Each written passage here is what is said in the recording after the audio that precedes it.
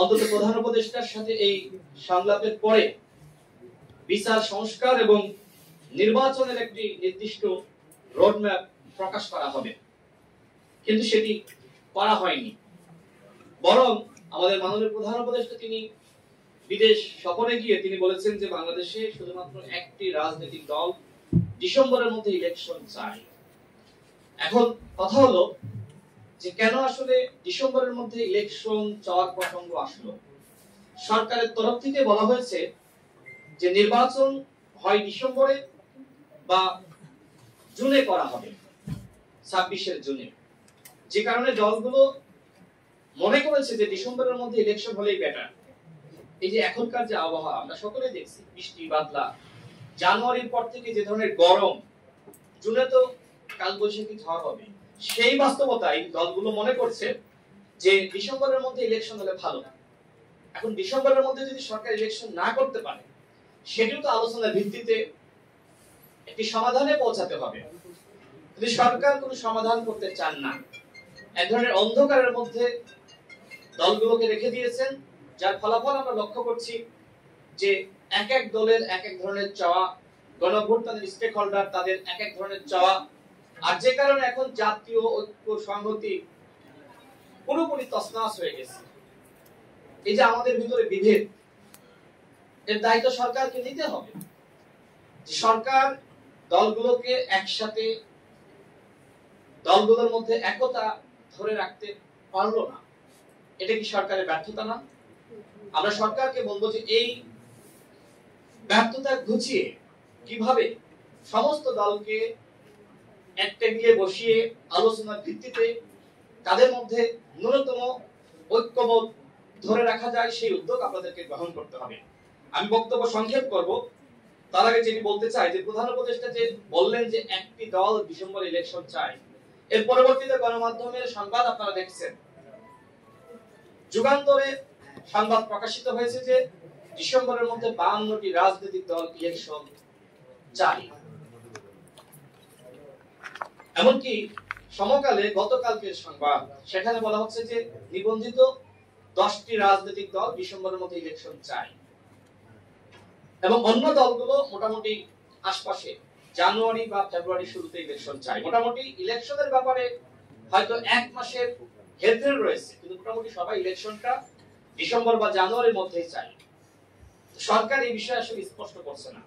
এই যে সংবাদ, প্রধান উপদেষ্টার বক্তব্যের প্রেক্ষিতে এই সংবাদ, এটি অত্যন্ত দুঃখজনক, এবং আমরা মনে করি যে এটি আসলে প্রধান উপদেষ্টার যে বক্তব্য, সেই বক্তব্যের প্রেক্ষিতে এটি আসলে সরকারের জন্য অপমানজনক।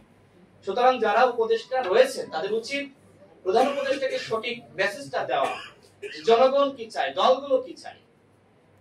আমি সর্বশেষ বলবো যে আমরা মনে করি যে সরকার 10 মাসে এখনো পর্যন্ত গণহত্যার বিচারে কার্যকরী পদক্ষেপ গ্রহণ করতে পারে নাই। শুধুমাত্র একটি ট্রাইব্যুনালের মাধ্যমে 9 মাস বিচার কার্যক্রম পরিচালিত হয়েছে, এরপর আরেকটি গঠন করেছে, কিন্তু এখনো পর্যন্ত ফাংশনাল না।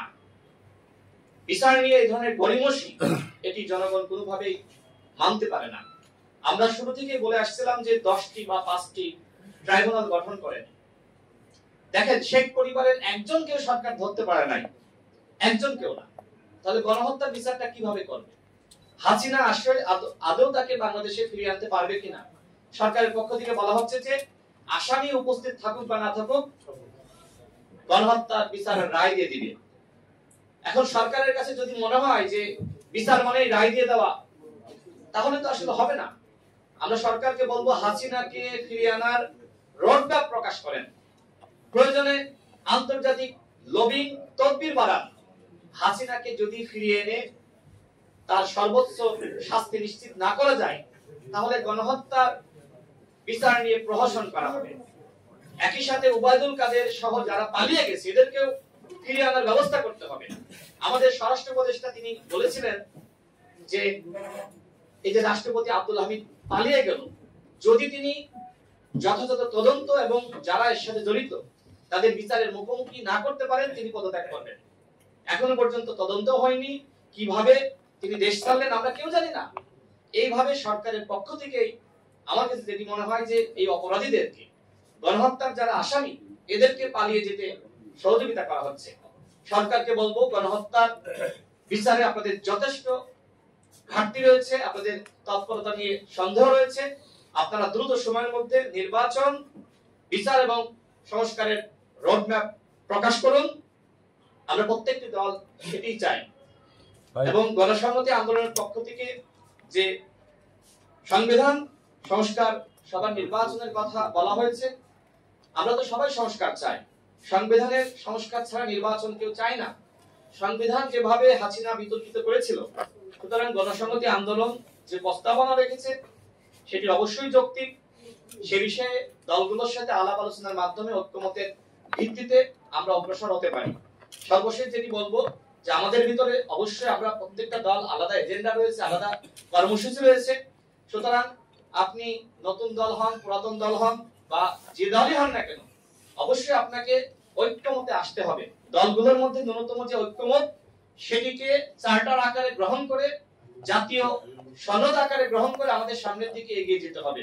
আমাদের দল বা গণসংহতি আন্দোলন বা বিপ্লবী ওয়ার্কার্স পার্টি বা বিএনপি, যার যতটুকু এজেন্ডা বাস্তবায়ন হবে না, আগামীতে আপনি ক্ষমতায় যাবেন, জনগণকে বলবেন ভোটের জন্য যে আমাকে ভোট দেন, আমি ক্ষমতায় গেলে এই সংস্কারগুলো করব।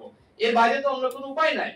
আমরা চাই সবার ভিতরে একতা থাকুক, আমরা জাতীয় ঐক্য সংহতি ধরে রেখে আমরা এগিয়ে যাই। প্রত্যেকটা দলের ভিতরে সম্পর্ক থাকা দরকার। সরকার সেই সম্পর্ক ধরে রাখতে ব্যর্থ হয়েছে। সরকারকে বলবো এখনো সময় আছে। আপনারা শুনছি যে আগামী সোমবার আপনারা আবার জাতীয় সংলাপ রেখেছেন।